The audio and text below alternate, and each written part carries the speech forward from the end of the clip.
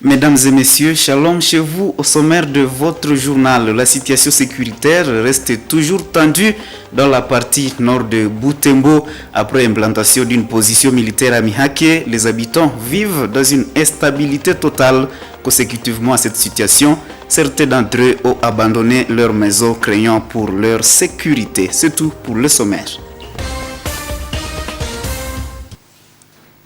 Les habitants des cellules Mihake et UCS au quartier Kamesi Mbonzo vivent la peur au ventre depuis environ une semaine. Certains d'entre eux ont abandonné leur maison craignant la présence des militaires FARDC qui ont implanté leur position en cellule Mihake. Ce vendredi 9 décembre 2022, Moto TV a fait un constat sur cette situation. Suivez ce reportage de Delphi Weya et Mirembe Chitawite. Ici au quartier Kamesi Mbonzo se déroulent les opérations couvre-feu menées par les militaires FARDC. Dans l'avant-midi de ce vendredi, la situation était tendue dans ces quartiers. Plusieurs écoles ont fermé leurs portes et des portes des maisons sont fermées. Les hommes ont fui leurs maisons, seules les femmes sont visibles dans les parcelles. Selon les témoignages de certaines personnes rencontrées dans la cellule Mihake, les militaires emportent les jeunes garçons et les billets à leur passage. Suite à cette situation, les hommes partent le soir reviennent le matin à leur domicile. Le matin de ce vendredi, certains jeunes de Mihake sont dans leur abri appelé de Mihake. Ceux-ci relatent qu'ils craignent d'être capturés par les militaires qui font le couvre-feu. Je suis de Mihake. Je fuis la guerre qui s'est passée la nuit. Je ne peux plus rentrer à Mihake. Les FARDC arrêtent les gens sans motif. Ils arrêtent tout le monde sans aucun motif. Voilà la situation que nous vivons.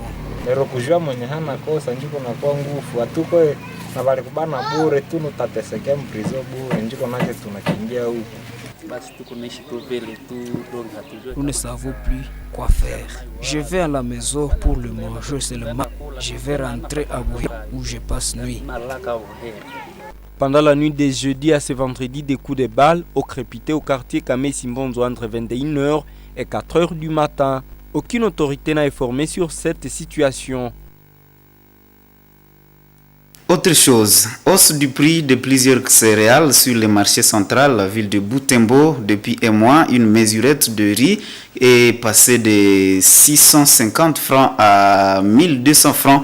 Les revendeurs renseignent que la flambée de prix est consécutive à l'insécurité dans plusieurs endroits qui produisent du riz et l'impraticabilité des routes des dessertes agricoles.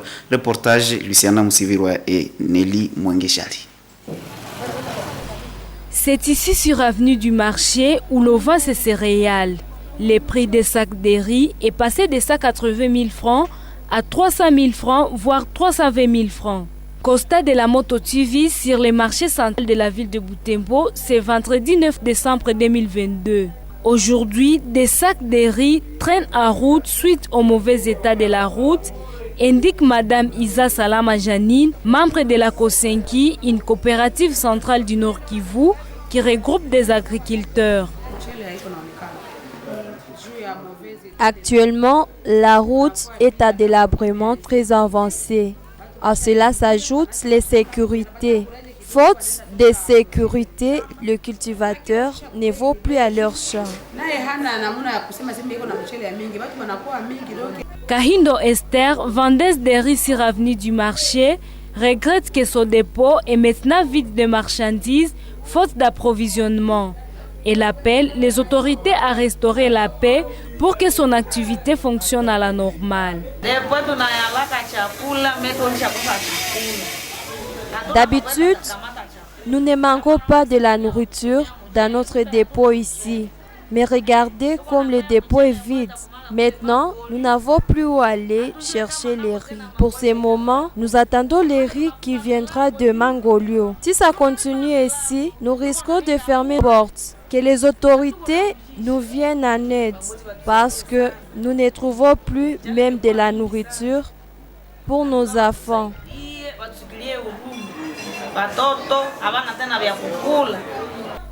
Les riz constituent un aliment de fête pour plusieurs ménages en ville de Butembo et partout dans la région.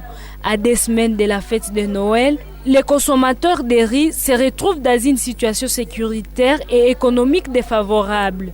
Ces jours, la ville de Butembo est desservie à grande partie du riz de Kisangani et de Bumba à environ 800 km de Butembo.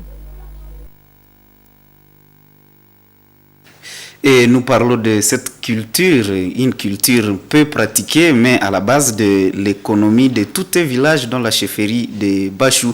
Il s'agit de la culture du café, une culture qui change la vie quotidienne des habitants de Massiki et village de la chefferie de Bachou. Les habitants de cette agglomération demandent au gouvernement de réglementer ce marché en vue de faire profiter de son effort. Isabelle Wangaemouka dans ce reportage de Joël Tali.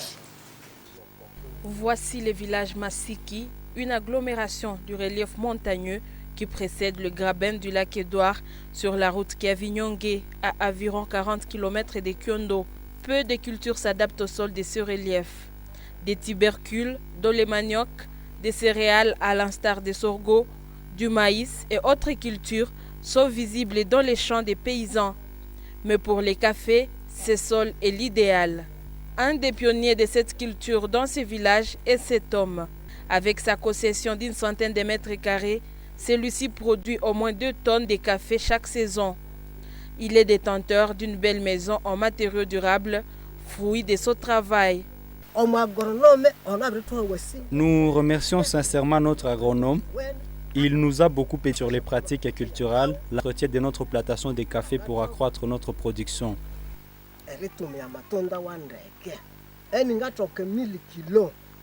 Je produisais 1000 kg, mais actuellement j'en produis 2000 kg.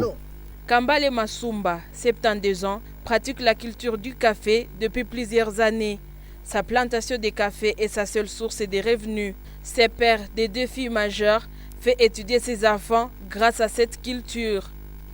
Je fais marier mes enfants et j'ai 2 autres enfants qui sont à l'école secondaire. Le gouvernement congolais a lancé il y a quelques années un programme d'accompagnement de ces producteurs du café.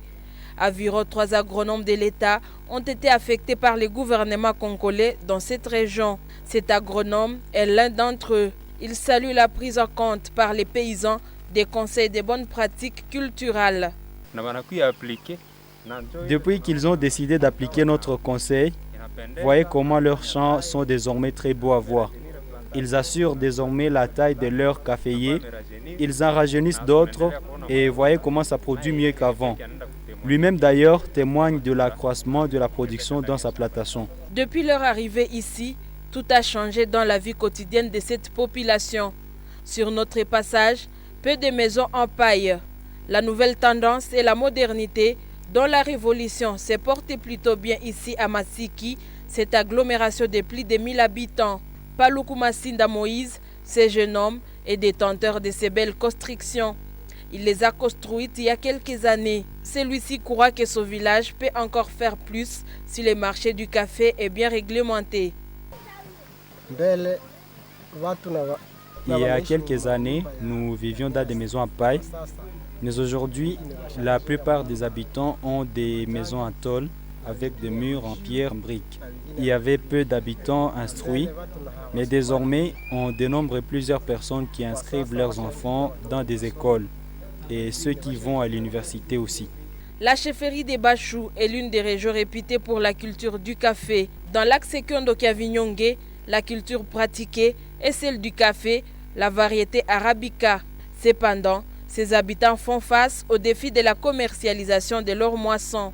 Des fraudeurs à provenance de l'Ouganda viennent se ravitailler auprès de ses habitants. Mais faute d'un marché adéquat au Congo, ceux-ci sont obligés à se plier aux offres des fraudeurs. Et les forces de défense du peuple tanzanien engagées dans les opérations de maintien de la paix au sein de la MONUSCO saluent la collaboration avec les forces armées de la République démocratique du Congo. Ces éléments s'engagent à toujours soutenir les efforts de la République démocratique du Congo et demandent le soutien du peuple congolais pour la restauration de la paix. Reportage d'Elfé Mupanda depuis Béniville. La Tanzanie réitère son soutien aux efforts des forces armées de la RDC dans la recherche de la paix. Les forces de défense du peuple tanzanien TPDF disent avoir rempli son devoir conformément au mandat de la MONUSCO, aux ordres, instructions et directives de la FIB, tout en adhérant aux lois, règles et règlements du gouvernement congolais. Lieutenant-colonel Jackson Mulei, commandant du contingent tanzanien RDC, rassure que cette force va travailler aux côtés de la RDC jusqu'au retour de la paix. Nous arrêtons des stratégies en collaboration avec les militaires FARDC de la MONUSCO. Nous nous préparons à nous rappeler le travail des militaires qui consiste à défendre et nous le faisons en collaboration.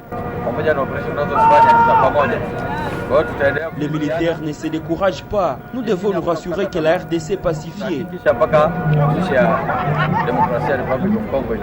Général-major Simuli demande à ses forces de toujours œuvrer pour le retour de la paix et la protection des civils en RDC, conformément au mandat de leur déploiement, et demande aux Africains d'être unis pour faire face aux problèmes communs. En Afrique, nous devons nous unir sur chaque fait qui va à l'encontre de notre bien-être. Les soldats de la paix, nous leur appelons, devraient vers le mandat qu'ils sont venus exécuter ici chez nos amis. Parce que leur grande préoccupation, c'est de protéger les civils en difficulté. Lors de cette cérémonie, des soldats tanzaniens ont été décorés par les Nations Unies en reconnaissance de leur dévouement et engagement envers les réalisations globales de la MONUSCO. Mbinda, Ligne 2, salue la reconnaissance de leurs efforts par les Nations Unies et rassure de travail pour la paix, mais demande l'accompagnement de la population congolaise pour y arriver. Nous remercions les Nations Unies d'avoir reconnu notre contribution et nous rassurons de toujours travailler pour la paix. Peuple congolais, collaborons pour y arriver. La 61e commémoration de l'indépendance de la Tanzanie a été célébrée à présence des autorités militaires et civiles de la RDC, mais aussi des représentants de la notabilité et certaines couches de la population de Béni. La Tanzanie compte au moins 449 soldats en RDC qui seront bientôt relevés en février de l'année prochaine.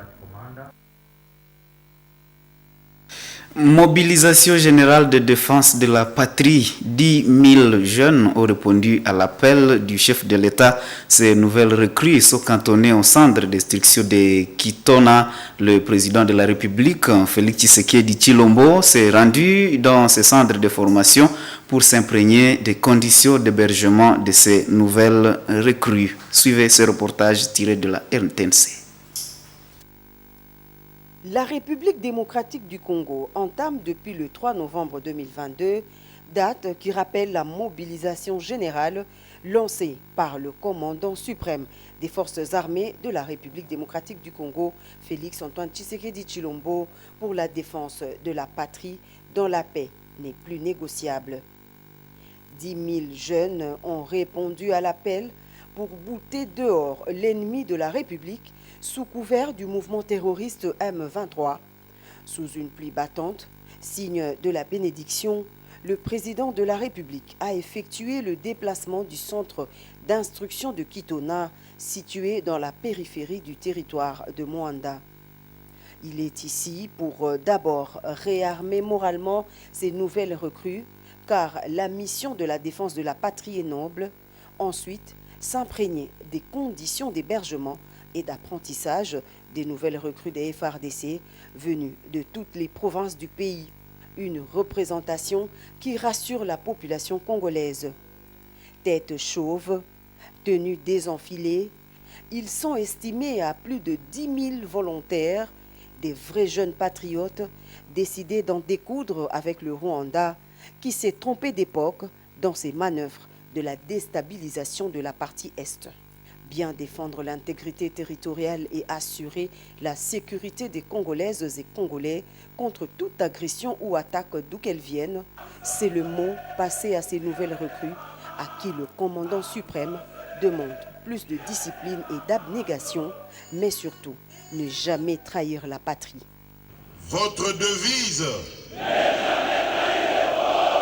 Le chef de l'État Félix Antoine Tshisekedi Tshilombo a rassuré les différentes unités de sa totale disponibilité à prendre en charge tous les problèmes liés au vécu quotidien des soldats ainsi que ceux de leurs dépendants. Naye lelo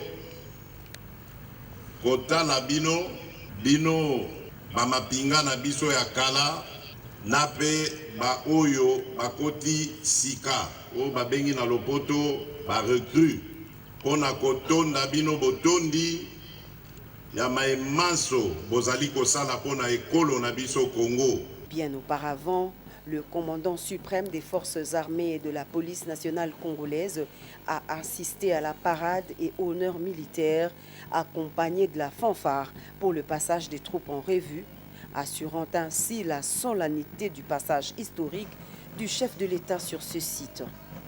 Le clou de la cérémonie aura été ce briefing à huis clos avec le commandant de la base et autres hauts responsables des différents départements militaires et une visite des installations de la base militaire de Kitona.